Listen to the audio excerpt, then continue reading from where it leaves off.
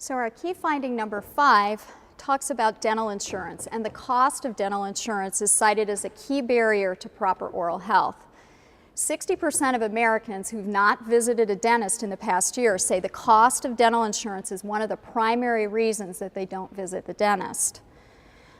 Lack of time at 23% and transportation at 10% are also cited as important factors that prevent Americans from going to a dental office. Interestingly, though, we also learned that 13% of the people who have dental insurance in the survey didn't go to see their dentist in the last year. So while clearly in the survey the cost of dental insurance isn't a barrier, even to those who have it, they're still not going. We talked a little bit in the beginning, Jeff alluded to the fact that we did some oversampling in the survey to give us sufficient sample size to look at some subpopulations. We looked at lower income Americans, which is defined as household incomes less than $20,000 in 2007. We looked at African Americans and we looked at Hispanics, and what we tried to do was pull out the findings for these subpopulations that were somewhat different from the picture that we saw for the rest of the American public. Lower income Americans expressed the greatest concern, or greater concern than Americans overall, that when it comes to access of high quality health care, whether it's total health care or dental specifically, they had a much higher percentage. 94% of the survey participants expressed concern about this in the study. And close to half of the lower income Americans said they didn't go to the dentist at all last year. And this is nearly the double the proportion of Americans in general who make the same claim. Additionally, when it comes to brushing, lower income Americans are less likely than Americans overall to report brushing twice a day. They also tend to talk about their state of oral health as being at a much lower level compared to the rest of the American population. And so clearly this is an area that needs a lot of education on preventive care, and obviously need to figure out how we're going to see more of these individuals. For African Americans, this was interesting. They were more likely than Americans in general to say that they were fanatical about brushing their teeth. And I think I shared earlier that Americans said that they brushed about 2.9 minutes a day. Well, when we looked at the African American subpopulation, they told us that they brushed 3.9 minutes a day. So they're very concerned about the cleanliness of their teeth.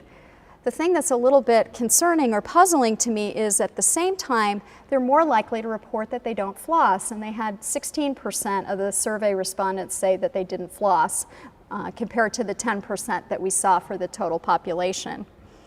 When we talk about the oral health conditions that they've had examined at the dentist or that they think that they may possess, this group had two particular areas. One is known or suspected unfilled cavities and blood in the sink when they brush their teeth.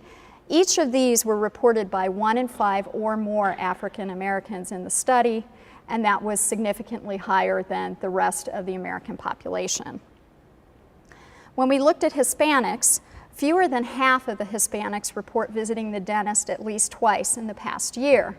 And close to half of them avoid eating certain foods and drinks to avoid damaging their enamel. This group in particular seems to have a lot of concern about the enamel on their teeth. And 49% of the Hispanics say they do not have dental insurance. That's 14 points higher than the general public at 35%. So clearly, each of these subpopulations have begun to give us some insight into how we should be focusing our efforts for these particular groups.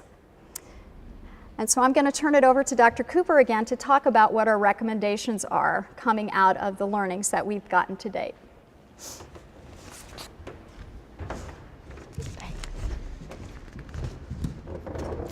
So, what should we do?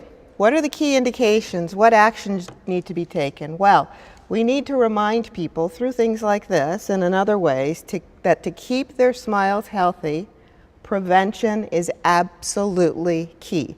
Prevention includes several things that are actually very simple. First, you have to visit your dentist on a regular basis. Your dentist can help prevent problems or catch them early when the treatment is likely to be a lot simpler and a lot more affordable. You may have very serious problems but no clear signs at all, and so it's important to remember that you need to see your dentist on a regular basis even if you think that you have no problems. But you should certainly go if you have bleeding gums, loose teeth, persistent dry mouth, persistent bad breath, and there are a number of other items on the list that I'll discuss in a few minutes. Brushing twice daily is critical. 20% of responders, again, admitted to not brushing 2 times a day. Brushing twice a day helps reduce the number of cavity-causing bacteria that forms in the mouth. If you only brush once a day, you're giving the bacteria in your mouth a bigger opportunity to attack your tooth enamel and to cause cavities. Flossing daily is as important as brushing. Nonetheless, 1 in 10 people surveyed say that they never floss at all. 50% say that it's because they just don't think that it's quite as important as brushing. Well, flossing is important. Why is it important? It's important because flossing removes plaque and food particles from between the teeth and below the gum line where your toothbrush just doesn't reach. And of course, eating a well-balanced diet is important too. Now, today people eat on the run, and the tendency is likely for most people to eat whatever is there, whatever is easiest, and sometimes that can be sugary and starchy and carbohydrate-filled foods. Bear in mind, though, that the bacteria in your mouth feed on sugar and starches, and from that produce acid, and that it's the acid that attacks the enamel of your tooth structure and causes cavities. So, the more sugary, starchy foods that you eat, the more you feed the bacteria, the more acid that's produced, and the more cavities that you're likely to get.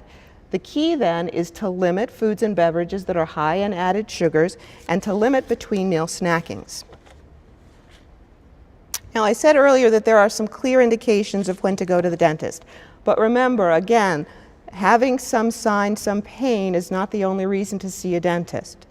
But many people do suffer from signs and other symptoms and don't realize that they're actually signs of trouble. So, if you go to ada.org, you'll get a downloadable list, a list of lots of different reasons and indications that there might be trouble.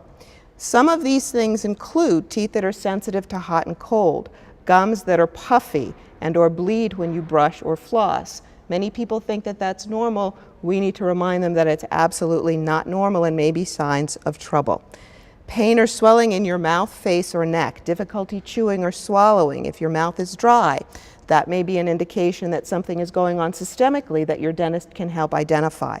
If you have fillings, crowns, dental implants, and dentures, they often need particular care and frequent evaluations.